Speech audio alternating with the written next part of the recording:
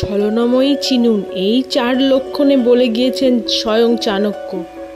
জীবনে একজন সঠিক জীবনসঙ্গী থাকা খুবই গুরুত্বপূর্ণ।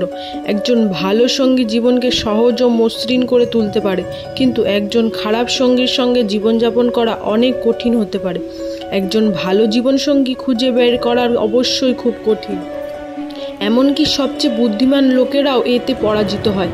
এই প্রসঙ্গে মহান পণ্ডিত আচার্য চাণক্যর নীতিগুলি মেনে চলা উচিত। আচার্য তার নীতিতে ছলনাময়ী নারীদের মধ্যে থাকা গুণাবলীর কথা উল্লেখ করেছেন।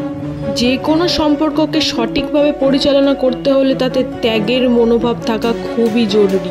বিবাহিত জীবনে সঠিক ভারসাম্য বজায় রাখার জন্য স্বামী স্ত্রী উভয়ের জন্যই কিছু জিনিস ত্যাগ করা খুবই গুরুত্বপূর্ণ।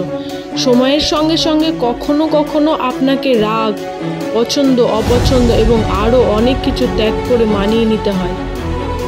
কিন্তু যারা এটা করতে পারে না এবং সবসময় নিজের কথা ভাবে, তারা খারাপ সময় এলে প্রতারণা করতে পারে। আচার্য চাণক্যর মতে একজন মহিলার চরিত্র এবং স্বভাব উভয়ই সঠিক থাকা খুবই গুরুত্বপূর্ণ। এই ধরনের মহিলারা তাদের সামাজিক ও নৈতিক আচরণকে পবিত্র রাখেন।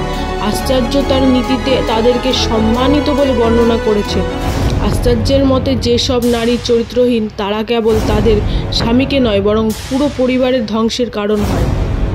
আচার্য চাণক্যর মতে যেসব নারী স্বার্থপর, অর্থাৎ যারা সবসময় কেবল নিজের কথা ভাবেন, তারা কখনোই ভালো জীবনসঙ্গী হতে পারেন না। যে কেউ কেবল নিজের কথা চিন্তা করে, সে নিজের স্বার্থের জন্য যে কোনো পর্যায়ে যেতে পারে। আচার্য চাণক্যর মতে এই ধরনের স্বার্থপর মানুষের সঙ্গে সম্পর্ক রাখা মৃত্যুকে আলিঙ্গন করার মতো।